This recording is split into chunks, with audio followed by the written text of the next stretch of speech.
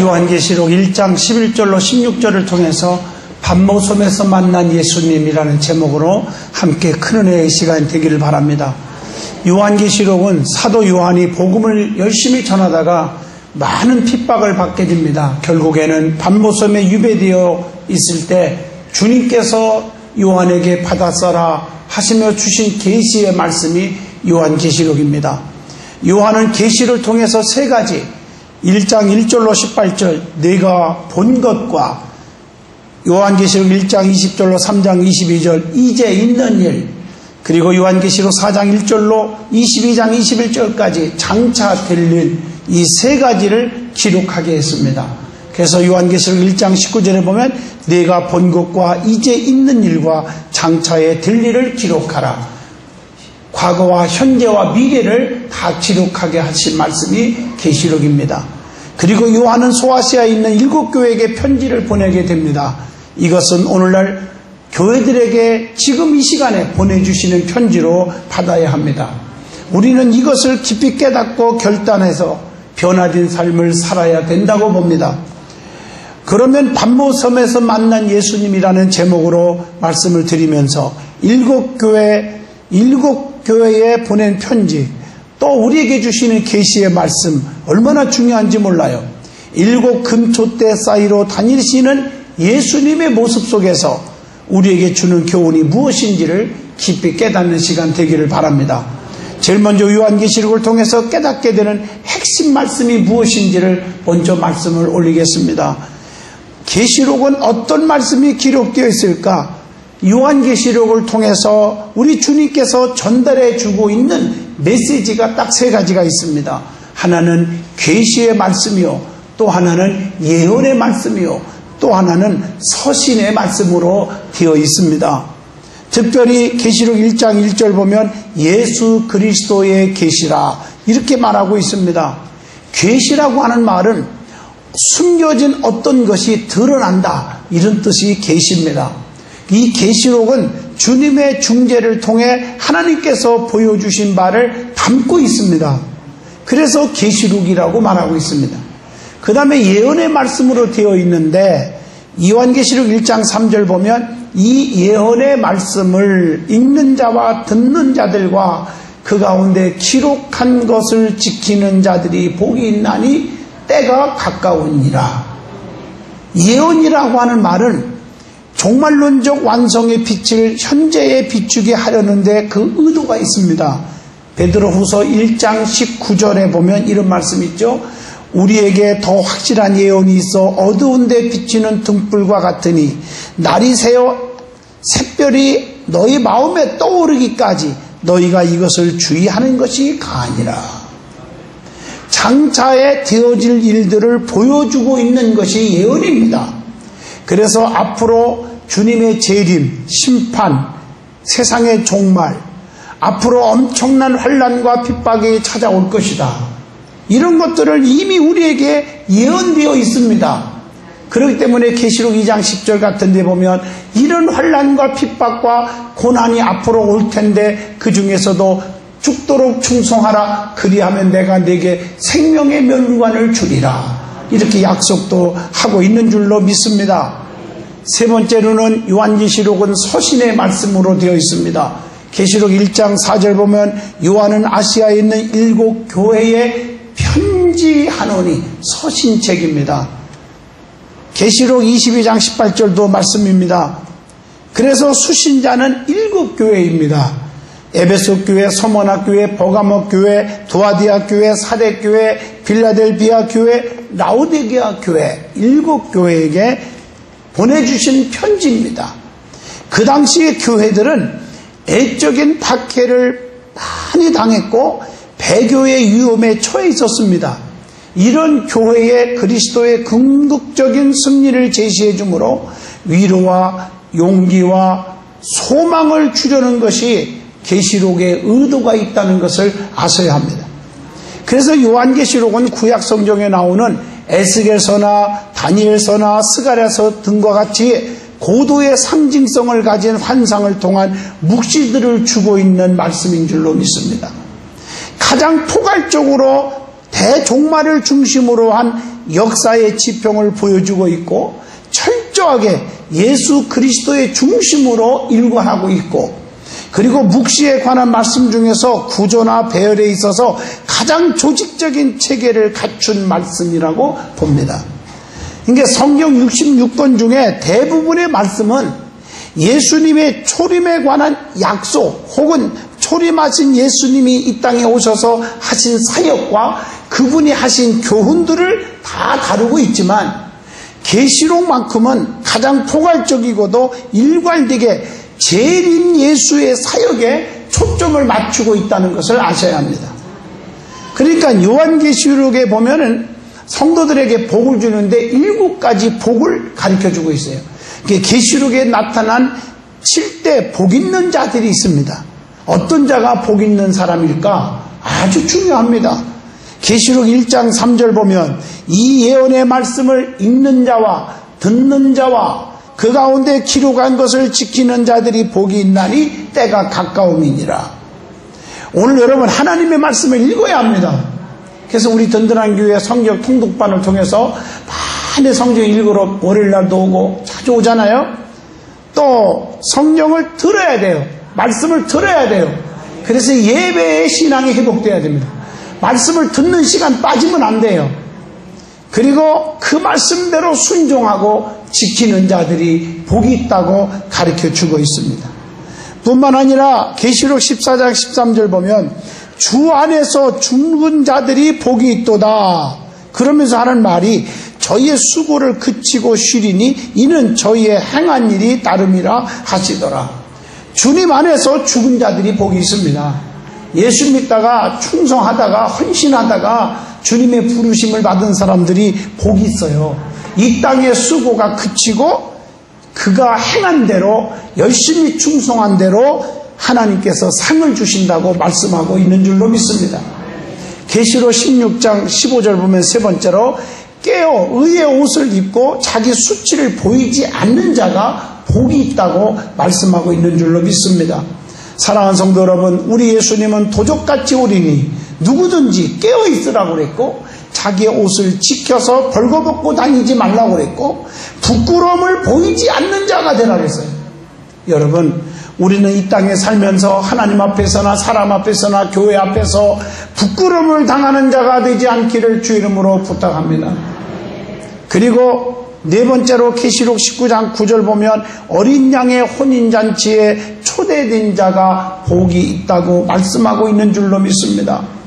여러분, 주님 오실 때에 나팔 불 때 나의 이름, 나팔 불 때 창양의 이름, 이렇게 돼야 되는데 주님이 자기 이름을 안 불러주면 어떡할 거예요? 초대받기를 축원합니다. 주님이 나를 초청해 줘야 할 거 아닙니까? 그리고 다섯 번째로 계시록 20장 6절 보면 첫째 부활에 참여한 자들은 복이 있고 거룩하다.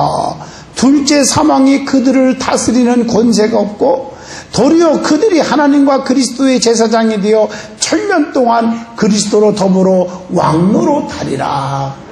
여러분, 첫째 부활에 참여한 자들이 복이 있다겠습니다. 여러분, 데살로니가전서 4장 16절 17절 18절 보면 천군 천사 호령과 나팔소리와 함께 주님이 공중으로 강림하시리니 그 음성을 듣고 먼저 믿는 자들이 무덤 속에서 들림받고 살아있는 자들이 음성을 듣고 올라간다고 그랬거든요. 그래서 주님과 어린 양 혼인잔치에 공중에서 참여하게 되고 그 이후에 같이 내려와서 예수님과 더불어 천년 동안 주님과 더불어 왕노로 타게 되리라. 여러분들이요, 첫째 부활에 참여한 자들은 구원의 자들입니다. 구원받은 자들입니다. 이게 복 있는 줄로 믿습니다. 주님 오실 때 우리는 다 부활될 줄로 믿습니다. 그리고 계시록 22장 7절 22장 18절로 19절 보면 여섯 번째로 예언의 말씀을 가감없이 지키는 자가 복이 있도다. 오늘 하나님의 말씀을요, 더하거나 빼거나 곱하거나 나누면 안 돼요. 정말 하나님의 말씀은 생명의 말씀입니다. 쓰면 뱉고 달면 삼키는 말씀이 아닙니다. 약도 쓴 말씀이 진짜 좋은 말씀이에요. 좋은 약이에요. 축복받아라, 기적을 이루어라, 그럴 때는 아멘 노맨하고 주님 앞에 헌신하십시오, 전도하십시오. 그러면 노맨. 큰 은총을 받으세요. 할렐루야. 하나님 앞에 드리세요. 놀렐루야. 오늘 이렇게 살아가는 사람들이 많지는 않지만 조금씩은 있어요. 그냥 자녀가 잘 되세요. 여러분 건강하고 병들지 마세요. 여러분 사업이 지금보다 100배로 창대케 되세요. 그럴 때는 그냥 할렐루야가 막 집에 갈 때까지 나오더라고요. 그런데 조금만 헌신하세요. 조금만 하나님 앞에 드리세요. 주를 위해서 선교합시다. 그러면 놀렐루야 이렇게 된다고 보면 얼마나 어리석은 사람들입니까? 하나님의 말씀은 쓰건 달던 아멘하고 잡수시면 그 말씀이 큰 영적인 약이 되는 거예요. 그래서 책망의 소리도 들을 때는 들어야 돼요. 잘한다 잘한다 이 소리만 듣기 좋아하는 사람들이 되게 상처받고 시험 드는 거예요. 책망의 소리를 들어야 돼요. 저도 너무너무 건강했어요. 그냥 보건병원 옆에 가까우니까 3개월에 한 번씩 오래 살려고 피를 뽑아서 검사를 항상 했어. 내가 간 수치가 얼마나 되냐, 뭐 당뇨는 있냐 없냐, 뭐 고혈압은 있냐 없냐, 모든 그 검사할 때마다 전부가 완벽할 정도로 아주 그냥 완전히 뭐라고 그래요, 깨끗하고 정상이라고 나와요. 그게 교만했나 봐요. 갑자기 내가 너무너무 힘들어서 쓰러져서 수술하고 보니까 이야, 아픈 사람의 심정을 알겠고요. 제가 시리 집회하다 보면 수많은 수백 명, 수천 명이 몰려와서 막 기도해 주세요 할 때 어떤 때는 귀찮고요. 힘들고 그랬는데요. 이제 제가 아픔을 통해서 야, 저런 사람들을 하나하나 안아주고 기도해 줘야겠다. 막 이게 생기는 거예요. 이게 더. 나를 그렇게 만들어 주더라고 하나님이. 이 아픔을 통해서요. 예? 또 자만하지 말아라. 건강 유의해라. 이걸 하나님 또 가르쳐 주신 거예요. 저한테. 자만하지 말라는 거예요. 우리가 책망의 소리도 들을 줄 알아야 돼요. 좋은 소리만 듣는 게 아니에요. 가감없이 하나님의 말씀을 지키는 자가 복이 있다고 했습니다.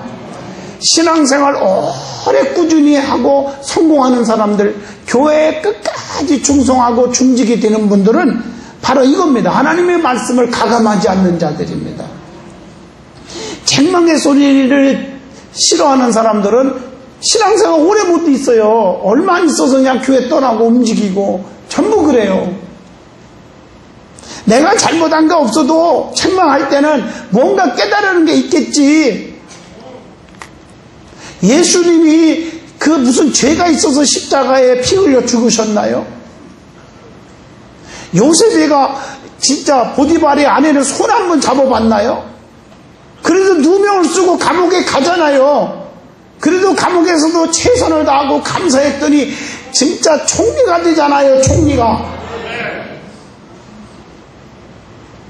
7번째로 계시록 22장 14절에 두루마리를 빠는 자들은 복이 있으니, 여기 봐요. 죄로 더러워진 두루마리를 깨끗이 빠는 자가 복이 있는 줄로 믿습니다. 말세에 여러분들의 죄를 날마다 회개하고 나 자신을 깨끗게 정결케 하는 자가 복이 있는 줄로 믿습니다. 그런데 성경을 읽다 보면 이 구약의 첫 말씀인 창세기와 신약 성경의 마지막 말씀인 요한계시록을 보면 비교가 해보면 참 은혜로워요. 창세기에서 시작된 말씀은 계시록에서 끝맺고 있고요. 창세기에서 시작된 모든 말씀은 계시록에서 완성하고 있습니다. 창세기에서 하늘과 땅이 창조되었는데 계시록에서는 새 하늘과 새 땅을 보게 됩니다. 창세기에서 해와 달이 창조되었는데 계시록에서는 주님이 새 하늘의 빛이 되시니 해와 달이 필요 없어요. 창세기에서 에덴 동산이 있었는데 계시록에서는 거룩한 성이 있다고 그랬어요. 창세기에서 첫째 아담의 결혼 이야기가 나오는데 계시록에서는 예수님의 혼인잔치가 그려져 있어요. 창세기에서 죄의 시작을 보는데 계시록에서는 죄의 문제가 해결돼 버려요. 창세기에서 사탄의 첫 출현과 슬픔과 아픔이 나오는데 계시록에서는 사탄의 마지막 운명과 멸망을 보게 돼요. 그래서 계시록을 통해서 완성시키는 줄로 믿습니다. 그러면 우리 주님께서 재림하실 때 일어나는 두 가지 현상이 있어요. 계시록 1장 7절 보면 하나는 주 예수시여 어서 오시옵소서 하고 환영하는 그런 이 현상이 일어나는가 하면, 또 한편으로는 가슴을 치면서 통곡하고 애곡하는 무리들이 생겨요. 천국 가는 사람들은 천국을 가게 된 사람들이야 맡아놓고 주 예수시여 어서 오시옵소서 이렇게 환영하겠지만, 지옥 갈 사람들이야 통곡하는 일이 생기는 거죠. 두 가지가 일어난다고 그랬어요. 계시록 22장 20절 보면 주 예수시여 오시옵소서라고 하는 환영하는 현상이 일어난다고 했어요. 신앙의 핍박 속에서도 믿음의 절제를 지키는 것이 주님을 만나 환영하는 거예요. 계시록 14장 12절. 주님을 뜨겁게 사모하는 자들이 환영하는 겁니다. 계시록 22장 17절. 경건하게 사는 자들이 주님을 환영하는 것입니다. 계시록 22장 11절로 12절. 성령 받아 거듭난 사람들은 주님을 환영하는 거예요. 요한복음 3장 5절. 하나님의 뜻대로 사는 자들이 환영할 수 있는 거예요. 계시록 22장 7절입니다. 그러나 반면에 애곡하는 자가 있어요. 애곡하는 자. 누가 애곡할까? 주님 오실 때에. 여러분은 애곡하는 자가 아니라 주 예수여 어서 오시옵소서 환영하는 성도가 되기를 축원합니다. 애곡하는 자가 누구냐? 마태복음 25장 8절 보니까 미련한 다도처녀처럼 기름 준비하지 못한 자들, 오늘날 성령 충만하지 못한 자들을 가리킵니다. 마태복음 25장 26절에 보면은 게으른 종들, 마태복음 3장 12절 쭉종이 같은 자들, 알곡이 없어요. 열매가 없어요. 베드로후서 2장 1절 이단들에게 빠진 자들, 애곡한대요. 애곡한대. 사도행전 22장 15절 우상 숭배자들 애곡하는 거예요. 우리는 애곡하는 자가 우리 교회에 하나도 없기를 축원합니다. 주님 오실 날 얼마 안 남았습니다. 그러면 오늘 말씀에 계시록 1장 12절 소아시아 7교회에 주님께서 주시는 편지가 있습니다. 오늘 우리 교회에 주신 편지로 받으시기를 축원합니다. 그 편지를 보면 칭찬만 들은 교회 두 교회가 있어요. 그게 바로 빌라델피아 교회하고 소만학 교회예요. 책망만 받은 교회 두 교회가 있는데 라우디게아 교회와 사대 교회입니다. 칭찬도 받고 책망도 같이 받은 교회가 세 교회가 있는데 에베소 교회하고 버가모 교회하고 두아디아 교회입니다. 여러분 잘 아시는 대로 칭찬만 받은 두 교회, 빌라델피아 교회는 적은 능력으로도 내 말을 지켰고 나를 끝까지 배반하지 않았다 하고 칭찬해줘요. 소만학 교회는 환난과 궁핍이 너무 많이 와도 잘 견뎠다. 그래서 너희가 끝까지 충성하면 생명의 멸류관을 주겠다고 약속하신 거예요. 또 책망만 들은 두 교회가 있어요. 라우디게아 교회는 너는 차지도 않고 더웁지도 않고 미지근하니까 내 입에서 토해버리라고 그랬습니다. 또 사대 교회는 살았다 하나 죽은 자와 같다. 우리가 교회 안에서도 살아있는 것 같이 아멘 아멘 잘하는데 속에는 썩은 자들이 있고 죽은 영혼들이 있지 않습니까? 겉에는 살아있으나 속은 죽어 있어요. 여러분 이런 책망받는 교회가 되지 않기를 원합니다. 그 다음에 칭찬과 책망 두 가지를 같이 받은 교회 중에 하나는 에베소 교회는 뭘 칭찬했느냐? 환난과 핍박 속에서도 인내했다. 그러나 책망할 것이 있는데 처음 사랑을 잊어버렸다는 거예요. 여러분 첫사랑을 회복하시기를 원합니다. 첫 믿음을 회복하시기를 원합니다. 또 버가모 교회는 배반하지 않은 것을 칭찬했지만 책망한 것은 니골라당의 교훈을 지켰다는 거. 왜 마귀들의 교훈을 지키려고 합니까? 왜 이단들의 말을 들으려고 합니까? 이건 다 책망받을 일입니다. 하나님 앞에 바르게 쓴 것도 있어요. 그것을 칭찬하고 있습니다. 어떻든 간에 우리는 책망받는 것보다는 칭찬받는 교회가 좋잖아요. 칭찬만 꼭 들을 수 있는 교회가 되기를 주 이름으로 축원합니다. 할렐루야. 자, 그러면 7 촛대 사이로 다니시는 주님의 모습을 보았다고 했는데, 요한이 만난 주님, 요한이 본 예수님 어떤 모습이었을까요? 계시록 1장 13절 보면 발에 끌리는 옷을 입으셨다 그랬어요. 이것은 대제사장의 옷입니다. 존귀와 권위의 옷입니다. 정의와 명예의 옷입니다. 주님은 존귀와 권위가 있으시고 우리의 모든 죄를 씻어주시는 인자하신 사랑의 주님이신 것을 보여주고 있는 거예요. 주님 앞에 나오면 우리의 모든 죄가 다 씻어질 줄로 믿습니다. 그가 찔림은 우리의 허물을 인하며 그가 상함은 우리의 죄악을 인함이라. 그가 징계를 받음으로 우리가 평화를 누리고 그가 채찍에 맞음으로 우리가 나음을 입었도다. 그리고 계시록 1장 13절을 보면 가슴에는 금띠를 띄었다 해서 주님의 모습이, 이것은 흠이 없는 의의 옷입니다. 군왕으로서의 위엄 있는 주님이십니다. 가슴에 금띠를 띈 것은 우리 주님은 권세가 있고 위엄이 있으신 주님인 줄로 믿습니다. 흠이 없어요. 티가 없어요. 아주 우리 주님은 의로우신 분인 줄로 믿습니다. 그렇기 때문에 우리를 의롭게 판단하시고 의로 우리를 심판하시는 분입니다. 그리고 계시록 1장 14절 보면 머리와 희기가 흰 양털 같고 흰 눈 같다고 표현합니다. 이것은 권위가 있는 영광된 모습입니다. 지혜롭고 순결하신 주님의 모습인 줄로 믿습니다. 그리고 주님의 눈은 계시록 1장 14절 보니까 불꽃 같다 그랬어요. 이것은 신적 통찰력 있는 주님이심을 가르쳐줍니다. 사람의 마음속까지 파고 들어가 찌르시는 주님의 모습입니다. 대적들에게는 공포심을 주는 권위의 주님의 눈빛이십니다.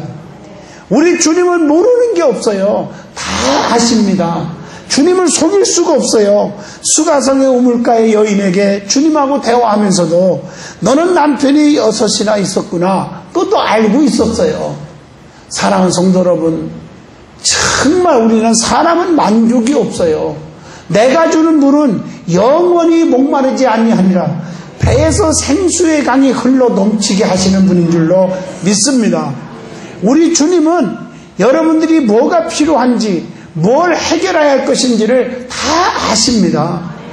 그래서 오히려 성령을 통해서 말할 수 없는 탄식하심으로 우리의 빌바를 알지 못하는 것까지도 대신 간국해 하셔서 응답으로 축복하시는 주님이신 줄로 믿습니다.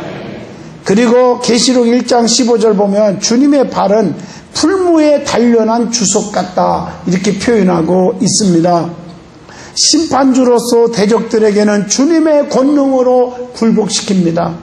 튼튼하고 견고한 발과 안전하고 영구한 발을 가지신 주님이십니다. 이 말은 주님은 어디든지 계시고 어디든지 가시고 어디든지 계셔서 우리를 보호하시고 지켜주고 인도하신다는 것입니다.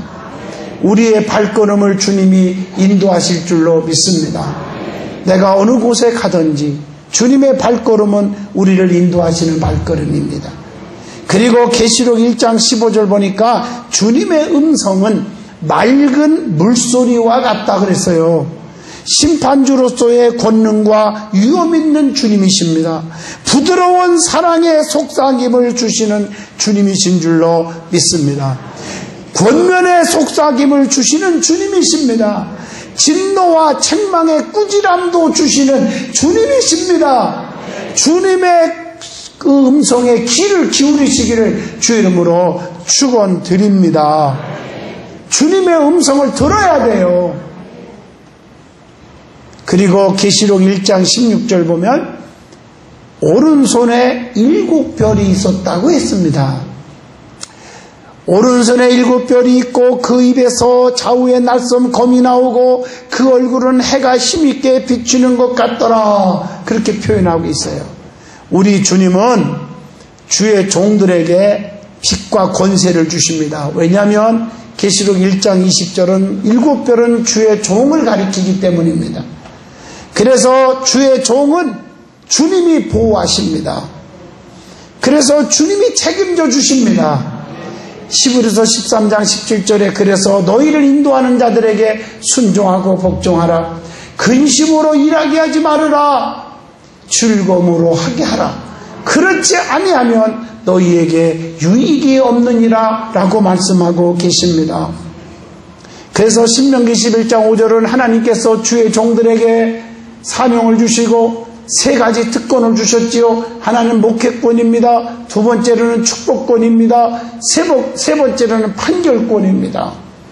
그래서 여러분들이 주의 종의 세 가지 특권을 인정하는 자에게 축복이 오는 것이지 인정하지 않는 자에게는 축복이 안 오는 거예요. 목사가 아무리 축복을 빌어주고 싶어도 기도를 해도 본인이 주의 종의 권위를 우습게 여기고 인정하지 않는데 무슨 축복이 오겠습니까? 세 가지 주님이 주시는 특권을 인정하고 받아들이는 자에게는 주의 종들이 축복을 빌고 기도할 때마다 여러분의 사업에 직장에 하는 일이 형통하여 해결의 축복이 오는 것입니다. 이걸 아셔야 돼요. 그리고 주님의 입에는 본문 16절 하반절에 보니까 좌우에 검이 나오고 있었다고 그랬어요. 이건 한편으로는 찌르고 한편으로는 치료하시는 주님이십니다. 죄는 좌우로 쳐서 멸망시켜버립니다. 한치의 오차도 없이 엄정한 심판을 하시는 주님의 모습입니다. 그리고 계시록 1장 16절 제일 하반절에 보면 주님의 얼굴은 해가 힘있게 비추는 것 같다고 그랬습니다. 우리 주님은 하늘나라의 영광을 얻으신 분입니다. 그래서 마가복음 9장 3절에 변화산의 영광을 얻을 때도 빛이 났다고 했습니다. 레위기 19장 2절에 보니까 주님은 거룩 자체라고 말하고 있습니다. 마태복음 13장 43절에 보니까 천국에 참여할 의인들의 모습도 역시 해같이 빛난다고 그랬어요. 거기 보면 그때의 의인들은 자기 아버지 나라에서 해와 같이 빛나리라. 귀 있는 자는 들으라. 이렇게 말씀하고 계신 줄로 믿습니다. 결론을 내립니다. 밤모섬에서 애롭고 고독하고 고통스러운 상황에서 기도하고 주님을 사모하던 요한은 주님으로부터 계시를 받고 위로와 용기를 주시는 주님을 만났습니다. 주님의 모습을 본 요한은 그 자리에서 계시록 1장 17절 보니까 내가 볼 때에 그 발 앞에 엎드려져 죽은 것 같이 되며 그가 오른손을 내게 얹고 가라사대 두려워 말라 나는 처음이요 나중이라. 여러분, 요한은 주님의 모습을 보았는데 그 자리에서 요한은 엎드려졌어요. 죽은 자같이 되었어요. 요한은 자기 존재를 알았고 엄청난 은혜를 받았습니다. 그리고 예수님께서 오른손을 얹어주시며 두려워하지 말으라고 말씀하고 계십니다. 주님의 오른손은 축복의 손이요 능력의 손이요 이런 주님의 손으로 요한을 붙잡아 주신 거예요. 사랑하는 성도 여러분, 여러분 주님의 오른손으로 여러분의 머리를 얹어주실 줄로 믿습니다. 주님의 손길이 닿아야 돼요. 주님의 축복의 능력의 오른손으로 요한을 얹어주신 것처럼 여러분에게도 그런 축복이 있기를 주 이름으로 축원합니다. 그래서 오른손의 축복은 창세기 48장 14절로 15절, 욥기서 40장 14절, 시편 45편 4절, 누가복음 6장 6절, 사도행전 3장 7절 이런 등등을 보면 이 오른손이 얼마나 중요한지 알 수가 있어요. 그래서 이사야서 보면 내가 의로운 오른손으로 너를 붙잡아 주리니 의로운 오른손으로 너를 붙잡아 주리니 강하고 담대하라 놀라지 말라 나는 네 하나님의 계명이라 참으로 내가 너를 굳세게 하리라 이렇게 말씀하고 있어요. 오른손으로 너를 붙잡아 주리라.